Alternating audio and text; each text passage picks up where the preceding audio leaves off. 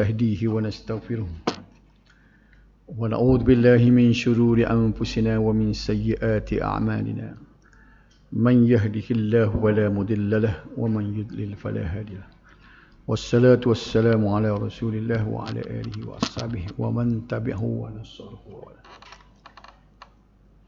Hadis 52. وعن عبد الله بن مسعود رضي الله عنه عن النبي صلى الله عليه وسلم قال: الربا ثلاثة وسبعون بابا أيسرها مثل أن ينكح الرجل أمه وإن أربى الربا إرض الرجل المسلم رواه ابن ماجه مختصرا والحاكم بتمامه وصححه. Dari Abdullah ibn Mas'ud radhiyallahu anhu bahawa Nabi sallallahu alaihi wasallam bersabda, riba itu mempunyai 73 pintu. Supaya 73 ni banyak. Gotu Nabi kata umat dia pecah 73 puak juga dah. Dia kata riba ni ada 73 pintu. Banyak tu. Yang paling ringan ialah seperti seorang lelaki menikahi ibunya. Paling ringan itu dosa dia serupa dengan orang menikah ngemuk. Besar dosa. Dan riba yang paling berat ialah merosak kehormatan seorang Muslim. Diriwayatkan oleh Ibnu Majah dengan ringkas dan Al-Hakim dengan lengkap, dan menurutnya hadis itu sah. Itu sah. Tengok kepada hadis ni berasa pelik sikit tak? Nanti kita bincang depan. Apa jadi pelik tu? Jadi hak berat tu jadi apa orang ni apa berat. Tapi hadis ni sahih. Hadis ini meskipun sahih dari segi sanadnya, namun dari segi matannya dipertikai oleh kebanyakan ulama. Antaranya ialah Al-Baihaqi yang mengatakan bahawa sanad hadis ini sahih tetapi matannya adalah mungkar. Boleh faham tak? Pelik. Sahih tu bi mungkar. Apa? Gini. Syarat nak jadi hadis sahih ni terletak kepada sanadnya setiap perawi. Nombor satu, ittisalus sanad. Sanad tu bersambung daripada seorang perawi yang membuat kitab ni. Katakan Al-Hakim tadi, dia dengar daripada siapa, orang ni dengar daripada siapa, siapa kepada Nabi kan. Sambung molek, tak putus. Menasabah sungguh dia dengar. Tidak kata tarikh lahir hak ni mati dah, hak ni baru beranak. Tak, sambung molek. Yang keduanya, perawi itu dhabit. Dhabit ni maknanya dia tidak pelupa, kuat ingatan. Dan yang ketiganya, perawi itu sendiri adil. Memenuhi syarat sebagai seorang perawi amanah. Tidak khianat, kecek tak berlawak. Maka lululah hadis itu dari segi sanad dipanggil sahih sanad. Sahih lah sanad. Tapi matan dia pula jadi mungkar. Kok jalan mana? Gin. Ulama-ulama hadis mengatakan bahawa berlaku kesilapan seorang perawi, dia mendengar hadis. Dia seorang dalam ramai-ramai dia dengar lagu lain, dia dengar daripada syekh dia. Lepas tu pasal apa? Dah dia tu kita percaya dah ke dia tu dhabit. Dia ni adil. Tapi dhabit setara manusia pun tidak sunyi daripada salah silap. Situ duduk lah. Macam mana boleh tahu dia tu salah? Apabila diukur dengan hadis-hadis lain ataupun dengan Al-Quran. Hukum Quran dengan hadis itu tak selari. Pelik nampak ni dah. Itu dia panggil matannya mungkar. Mungkin syekh dia sebut muka lain. Dia dengar benda lain. Itu maknanya ditanggung oleh ulama-ulama kita berandaian lagu tu. Boleh faham makna tak?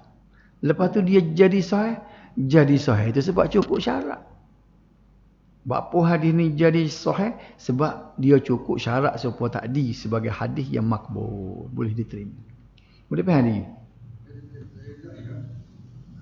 Apa dah sahih dia makna dia tak jadi dia dhaif ni apabila duduk di batas tubuh perawi. Ni perawi lulus. Matan tu dipertikan. Macam mana matan dipertikan? Bila diukur dengan hukum Quran dengan hadis lain. Lari dia ni. Jadi ulama hadis membuat andaian salah seorang daripada mana-mana, dua ke seorang mana-manalah dalam ini dia tersilap catat atau tersilap dengar. Apa dah? Tu dia panggil sahihus sanad, munkar ataupun dhaiful makna. Munkar ni dhaif lah. Munkar ataupun dhaiful makna. Okay. Maknanya banyak atau tak? Tak terima ni. Tak terima juga adil ni. Dia terima tapi dia modified. Dia mungkin lagu ni. Ni. Tak apa nak ayatnya kita berhati-hati dia tak? Semalam lagi ngajar di Pitu Geng. Sebelum nak start tu seorang berjali jemaah tu sebelum nak sembahyang maghrib dia tanya, semalam dia kata ada seorang ustaz mari kata. Dia baca hadis royak cerita Hasan Umar ni, memang hadis tu dia pun tahu dia kata hadis dhaif. Dia nak jadi persunat. Cerita Sayyidina Umar bunuh anak dia kan. Sedap dia kata dia royak. Lepas tu dia suruh mengajar dia kata, "Hamba kita tanyalah ustaz ni." Di masjid tu dia tak semalam. Dia ustaz, sahih ke hadis ustaz ada saras ni? Lemah hadis tu lemah. Dia mengaku lemah. Lepas tu apa ustaz royak juga. Ni buat pengajaran dia. Cuba tengok. Inilah nak royak agama kita ni penuh ni. Dia tahu lemah. Apa? Tak apa. Macam nak suka-suka, nak sedap. Sedap pengisian, nak tarbiyah orang. Ni pula. Kata-kata lagu ni beratlah masyarakat kita. Hak tahu dah tu, kalau hak tak tahu tu, dia gamak sahih dah ni. Hak dia kata hadis lemah, dhaif pun dia kejual juga. Ni jadi masalah. Apa jadi gitu?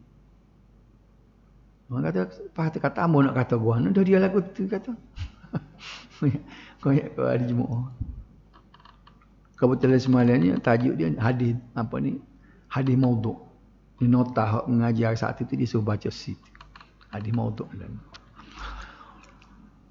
hadis ini secara zahirnya menunjukkan bahawa riba mempunyai sebanyak 73 pintu atau jalan. Itu dia terima tu.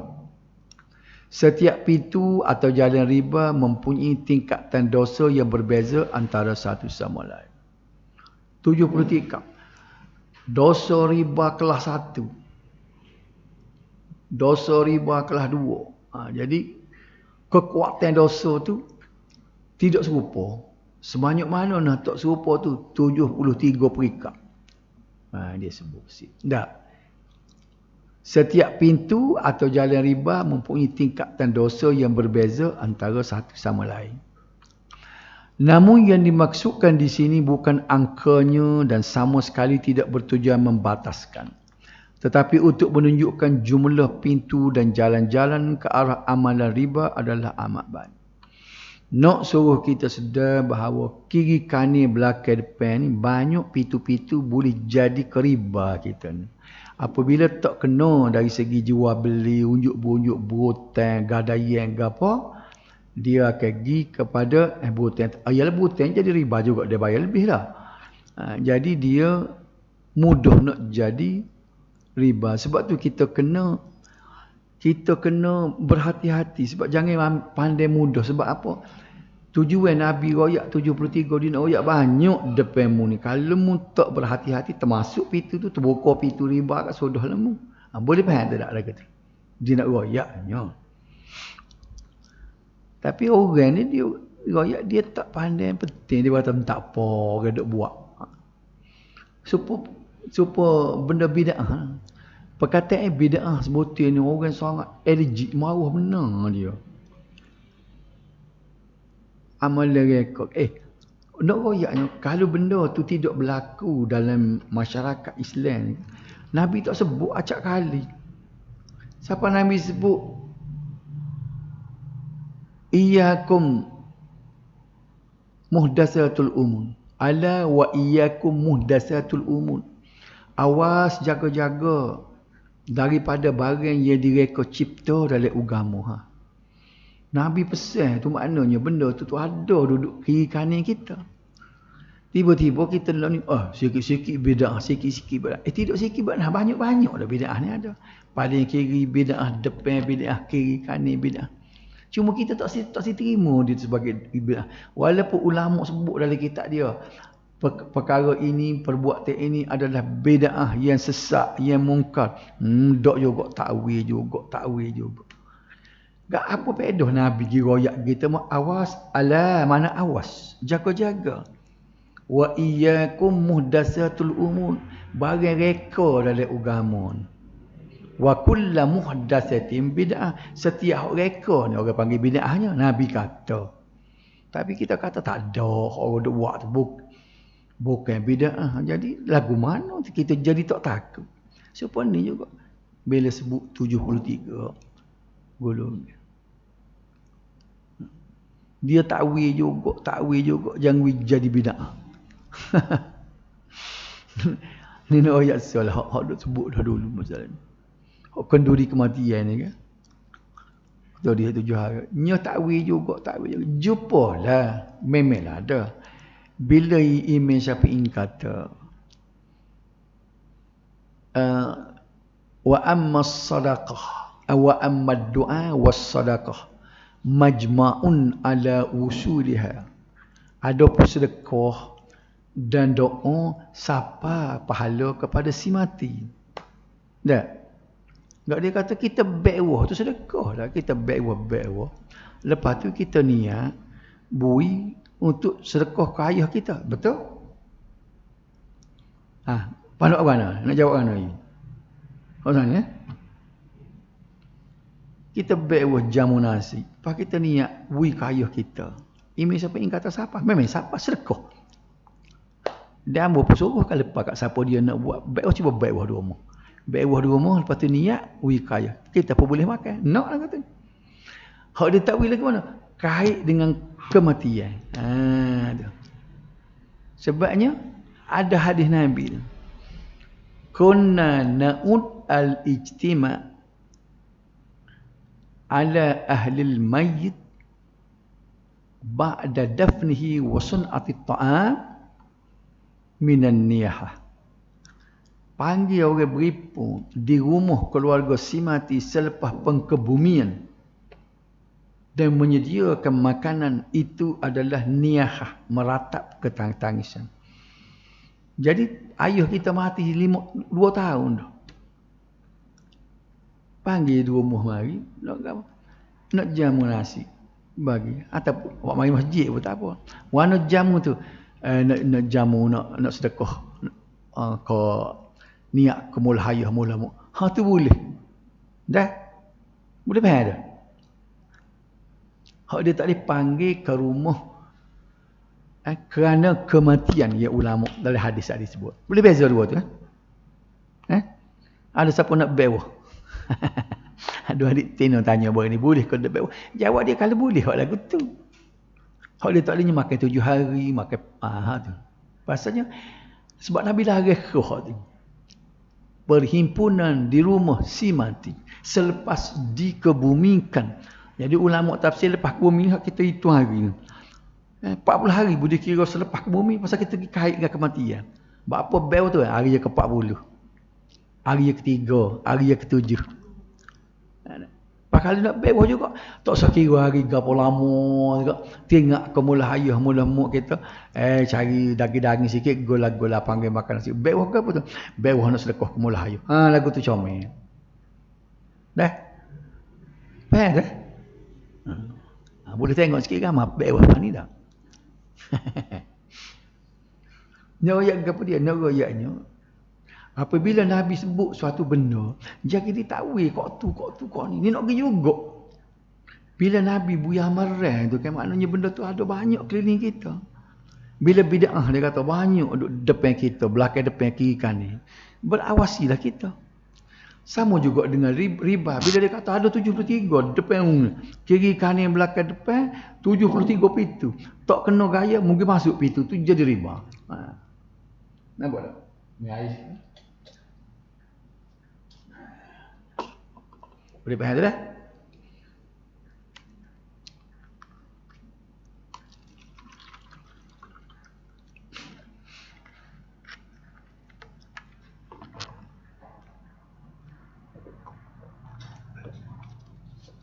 Okey. Sikit lagi dah.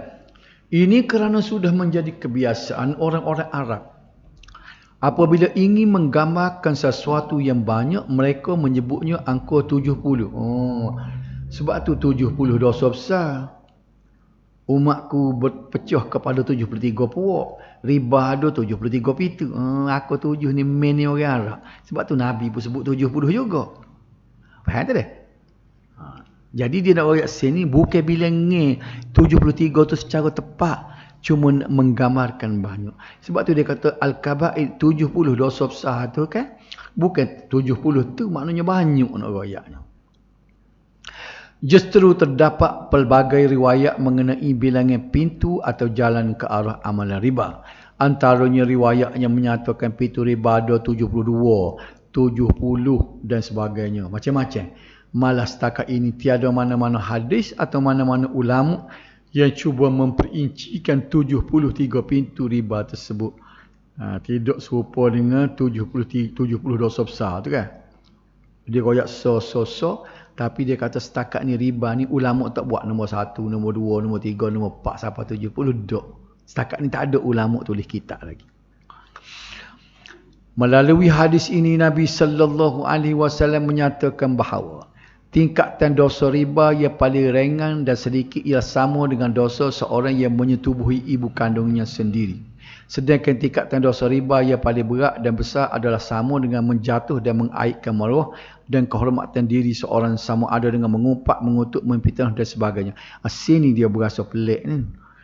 Jadi dosa mengutuk, mengumpat, fitnah dan sebagainya jadi besar lebih pada berzina dengan ibu. Berzina saja tu dosa besar dah. Jadi itu yang dia kata mungkar dari segi matan. Maksud ini dijelaskan lagi melalui riwayat lain dalam Sunan Abu Daud daripada Sa'id bin Zaid radhiyallahu anhu. Nabi sallallahu alaihi wasallam sabda, "Inna min arbar riba al-istitalah fi irdil muslim bighairi haqq."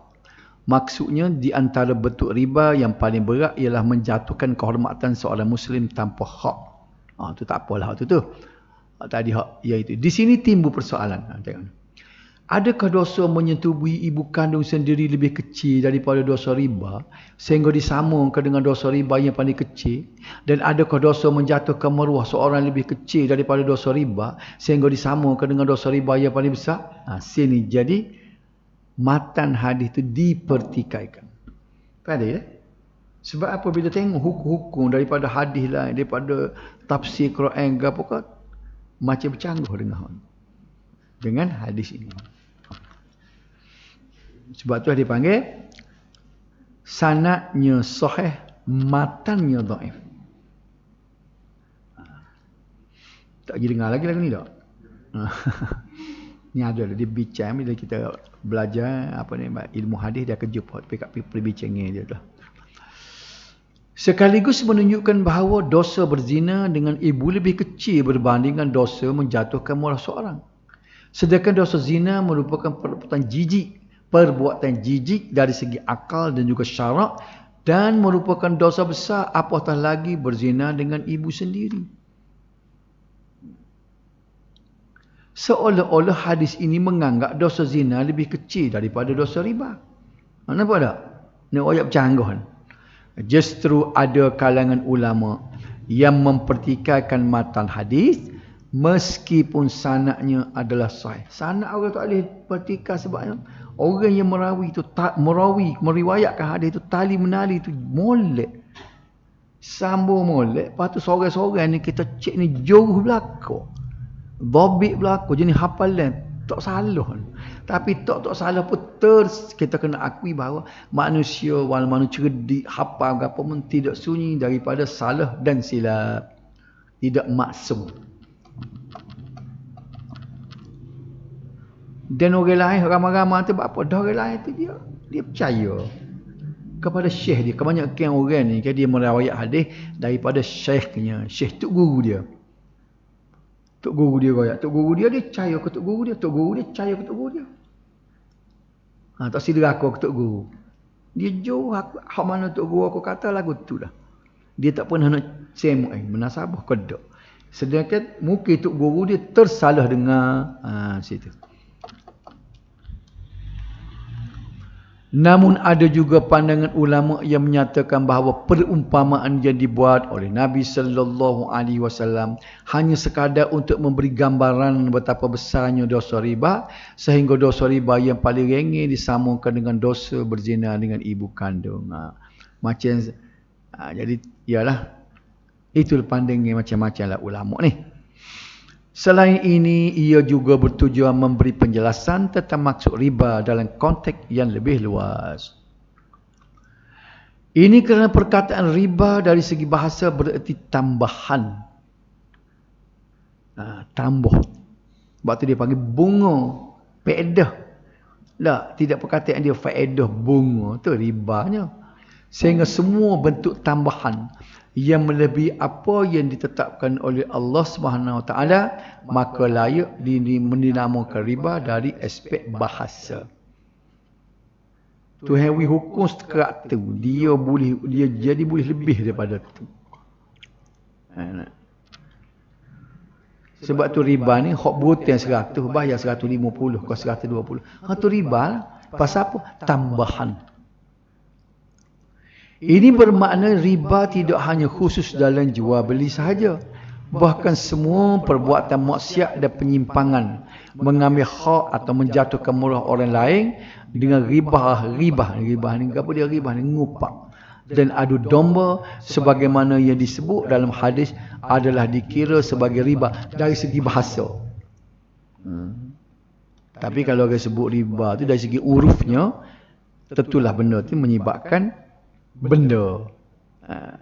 Orang tak kata riba tu apa ni ngupak riba, maki riba. Tengok ayatnya dari segi bahasa. Hal demikian kerana ia merupakan perbuatan tambahan daripada perkara asal yang Allah Subhanahu Wa Taala perintah dan halalkan. Nampak tak?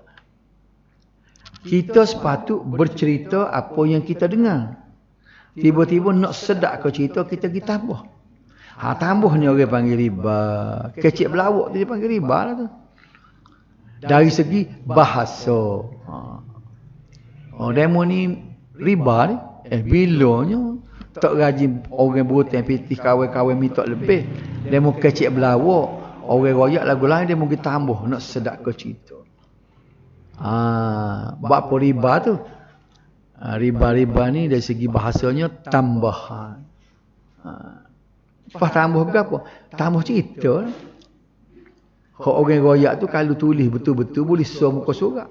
Nak sedap ke lagi kita tulis. Boleh 2 muka surat. 3 muka surat. Nak sedap. Tu orang panggil riba. Bila tu situ dah kita pergi pada hadis 53. 53 ni dia kena baca sekali 53, 54 dan 55. Ada soalan tadi? Tak ada dia, faham tadi? Dia royak cerita gapo dosa yang paling kecil sekali riba ialah berzina dengan ibu kandung. Tu dia panggil tidak sahih dari segi matan perkataan tu.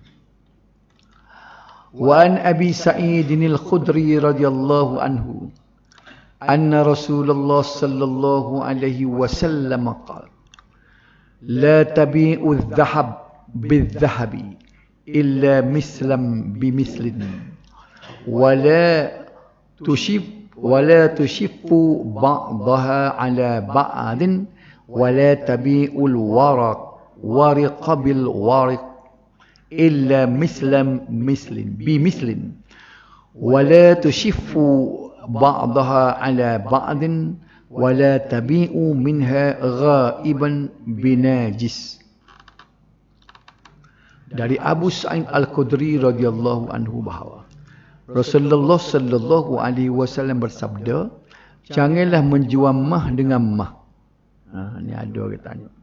Tak boleh jual mah dengan mah kecuali yang sama sebanding dan jangan menambah sebahagian atas yang lain. Dah jual mah dengan mah tak boleh. Jual mah dengan pitih ya. Semua benda, jual benda dengan benda yang sama, objek yang sama tu jadi riba ya. Kayak dulu perbincangan awal, kalau kita tengok sini buat dengan gambar-gambar dah. Beras 15 kilo jual dengan beras 10 kilo. Jadi riba lah tu. Berapa yang jadi kita bincang dulu. Berapa orang yang jadi jual beras, bayar beras. Siapa dia? Dia bodoh pergi bayar 15. Orang ni 10 kilo dia pergi bayar 15. Nampak tak? Berlaku tak lagu tu? Siapa dia bodoh nak buat lagu tu?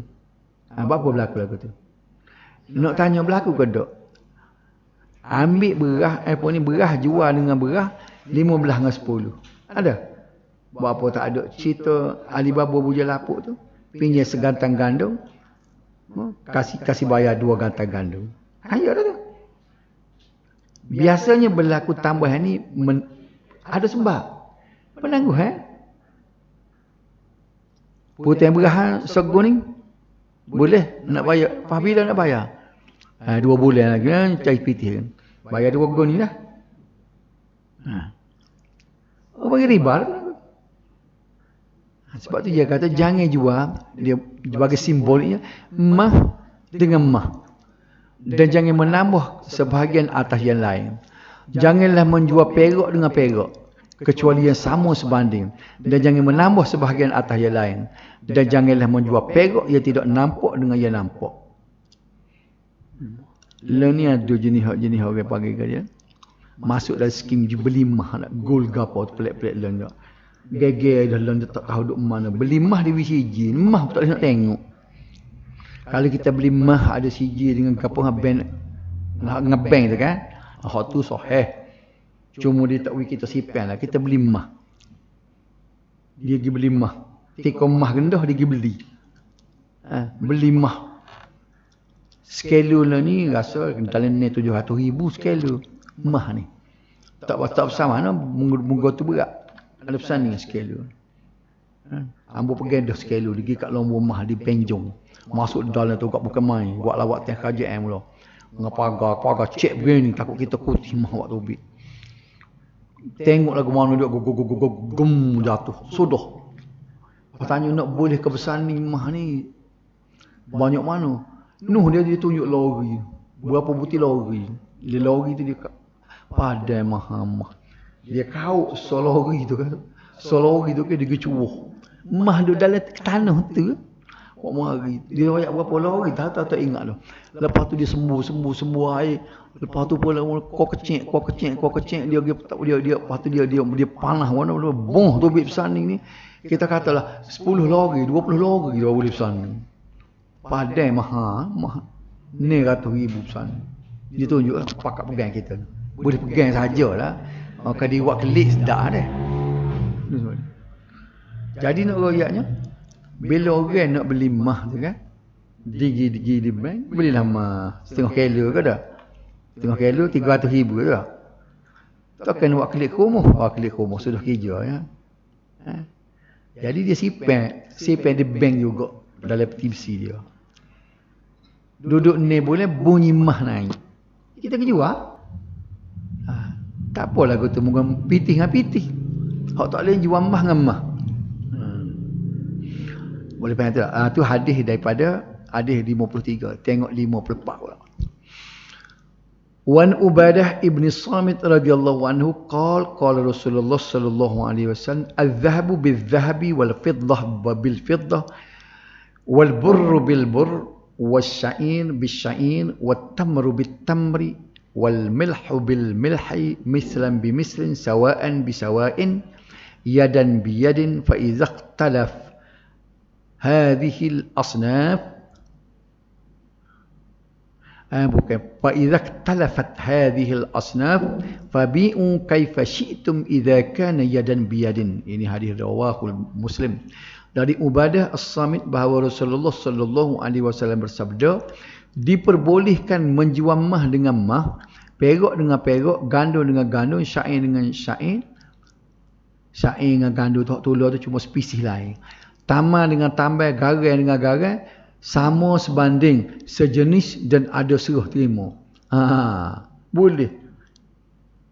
Jual biar sama. Kalau tak sih jual beli bila sama kita tak boleh hutang. Pas nak menego lagu mana? Kena lalu ke muka lain dulu. Lalu ke pitih. Sebab tu nego ni boleh. Beli mah ni 300,000. Kita pergi jual 400,000. Tak apa dah tu. Pasal kita beli dengan dia dengan pitih. Pas kita pergi jual pula dengan pitih pula. Dia lalu ke benda lain. Tengok 55 baca 3 ni baru kita buat ulasan dah. Wa an Abi Hurairah radhiyallahu anhu qala Rasulullah sallallahu alaihi wasallam, sebab dia serupa hadis ni kan. Adh-dhahabu bil-dhahabi waznan bi-waznin mislan bi-mislin wal fiddatu bil-fiddati waznan bi-waznin mislan bi-mislin faman zada aw istazada fa huwa riban. Rawahu Muslim. Dari Abu Hurairah radhiyallahu anhu bahawa Rasulullah sallallahu alaihi wasallam bersabda, diperbolehkan menjual mah dengan mah. Ia sama timbangannya. 70 gram sama-sama 70 gram. Dan sama sebanding. Mah sama mah 10 sama mah 10. Mah 91 ni. Betul tak? Mah 91 ni. Abang tak? Sama 91 ni. Dan perak dengan perak. Ia sama timbangannya. Dan sama sebanding. Barang siapa menambah dan meminta tambahan, maka itulah riba. Nak bincang sekadar dah.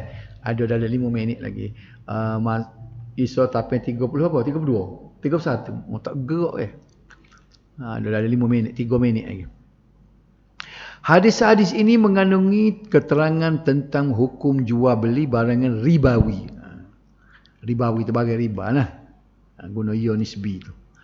Barangan ribawi. Ribawi ni makna bersifat riba.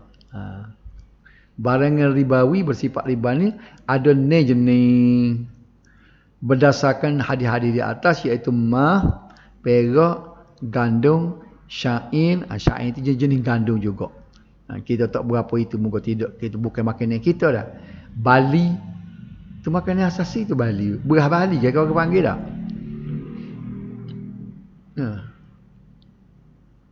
Kita bahasa tak kenyih yang berlaku tu tak. Khurma ataupun tamak negara.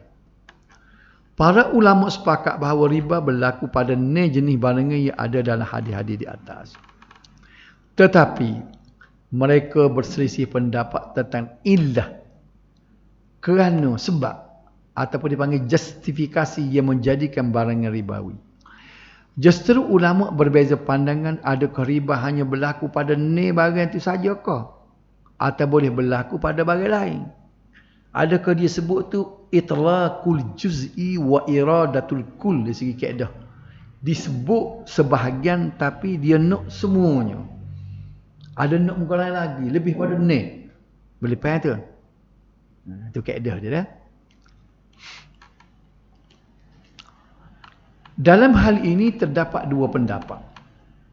Pertama, riba hanya berlaku pada barangan tersebut dan tidak ada illah, tidak ada sebab yang dapat dijadikan sebab dengan mengkiaskan hukum ke atas barangan tersebut. Ni ulama yang dipegang kepada zahir hadis. Bila Nabi kata ni lah, boleh duk kembang kepada jenis benda lainnya. Nampak tak? Ia merupakan, duk berasa dah pendapat mazhab Az-Zahiriyah. Zahiri, orang sebut gelaran dia. Nama dia Daud Az-Zahiri. Apa gawe gelaran Az-Zahiri? Dia hukum kan. Dia baca hadis, dia baca Quran, dia kira hak zahir tu. Dia tak tafsir ikut lain tu. Ni orang panggil Daud Zahiri. Tapi adakah dia ni diambil kira? Ada dalam hukum-hukum fiqh kan. Mazhab dia ni cuma tak ada pengikut mazhab dia. Ada pun tidak ramai kan. Pandangan dia kadang-kadang ulama masuk untuk mengambil kira. Sebab dia orang alim juga ni. Kelah imam mazhab ni. Tapi ulama tak berapa nak, ramai orang tak nak sebab dia ni terlalu zahir sangat. Kira royak dah dulu, gapo dia hak zahir, hak yang paling bahaya sekali dia tafsirnya. Kita boleh nikah 18 dia. Seseorang orang lelaki boleh nikah 18, bukan 4. Ni mazhab Daud Zahiri. Dia pergi capur 2, 3, 4. Dia 18 ni ke dia. Jadi dia kata bila Nabi kata ni jenis je benda ni boleh jadi riba, maka ni tu lah boleh duduk mikir kebenaran benda lainnya dia kata. Ini bermakna barang yang ribawi hanya terhad kepada ni barang yang disebut tadi. Yang disebut dalam hadis sahaja. Itu pendapat yang pertama. Kedua, pendapat yang mengatakan bahawa riba juga boleh berlaku pada selain daripada ni barangnya tadi. Inilah pendapat jumhur ulama. Kita ambil jumhur lah. Apa makna jumhur tadi? Majority. Pendapat ramai. Nampak situ tak?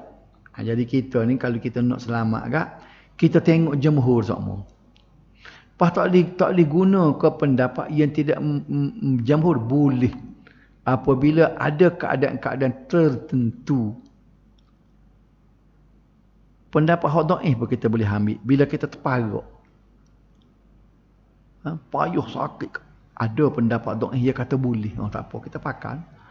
Ketika kita keadaan speed.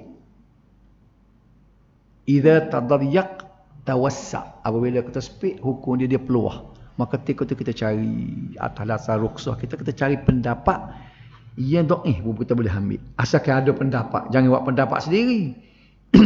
Okey. Dalam keadaan biasa kita cari pendapat jumhur. Majority. Jumhur ni perkataannya dalam bahasa Arab, bahasa Melayu panggil majority. Majority pun bukan Melayu juga. Tapi telah dia melayukan. Orang kampung pun reti dah majority. Sebab apa? Dia biasa gingu dia. Berapa majority? Dah. Orang kampung pun tanya. Kalau mari Pak Su pun tanya dia majority. Dia reti majority. Majority 2000 dia atau mengundi baru. Reti belakang tak?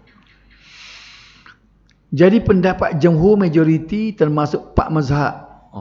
Tok majoriti gua no 4 mazhab start daripada Imam Hanafi, Imam Maliki, Imam Syafi'i, Imam Hambali.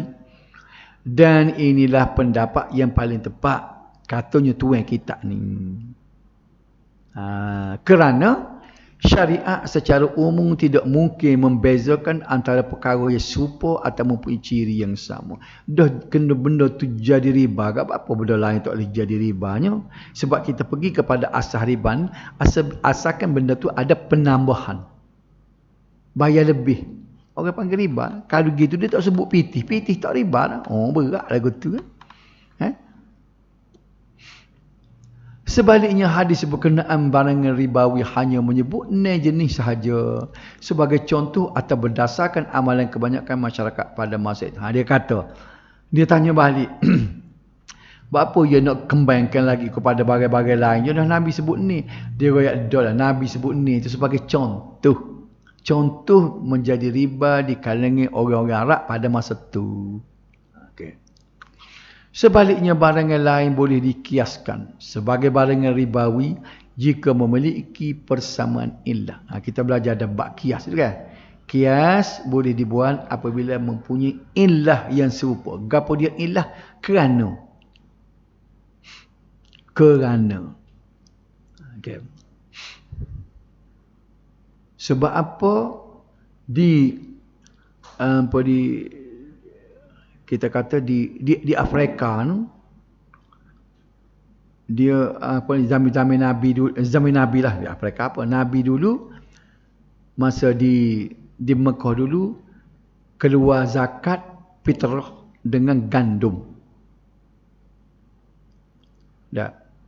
Di Malaysia kita ni kita kiyah gandum kepada beras.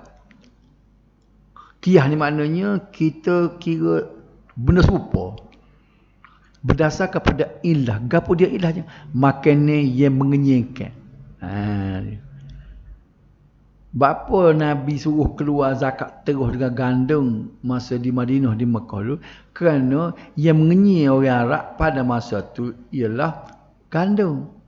Tempat kita tak boleh waktu ambil terus dengan gandum. Roti cana tu barang ada walaupun orang kenyang roti cana. Pada umumnya kena terima bahawa ia kenyang ialah nasi. Betul tak? Tak boleh buat main kawan tak kenyang dengan nasi dengan roti cana. Mung seorang je. Kacau tanya sebutir kapur. Faham tak? Jadi orang ni orang panggil kias. Kias ni maknanya Nabi tak pernah sebut berah, Nabi tak kenal berah nah. Betul tak? Lepas tu kita yang waktu terus dengan berah. Ni kira macam dulu lah. Allah ni bayang api pitih kan. Apa dia jadi berah tak ambil mana? Berah ni kias. Nak kias ni kena tengok apa? Syarat tengok kias kena tengok illah. Illah ni kerana apa Nabi suruh keluar terus dengan gandum? Kerana gandum ialah makan ni yang mengenyaikan. Benda lain tak mengenyai. Maka mari ke Malaysia kita di tanah Melayu ni, orang sini makan nasi, makan beras. Betul tak? Maka atas dasar bapa kita boleh kiyah beras dengan gandum sebab dia mempunyai illah yang sama. Gapo illah? Kerana yang sama. Kerana sama-sama mengenyaikan. Boleh faham? Habis masa dah. Namun mereka berselisih mengenai illah atau sebab yang menjadikan sebagai barangan ribawi yang boleh dikiaskan kepada selain 6 barangan tersebut. Kemudian mereka berbeza pendapat dalam penentuan illah ribawi pada setiap barangan tersebut sebagaimana berikut. Sudah mulai boleh berhenti sini. Kita nak bincang sosok ni mazhab Hanafi lagu mana dia ada pak semua sini kan.